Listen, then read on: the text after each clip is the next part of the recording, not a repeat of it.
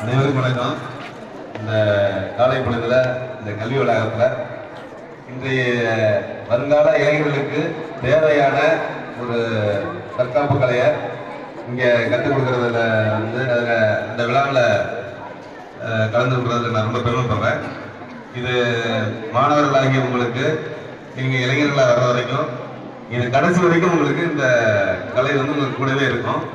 அதனால இதை திறம்பட எல்லாரும் கற்று வாழ்க்கையில் உங்களுக்கு வந்து இதை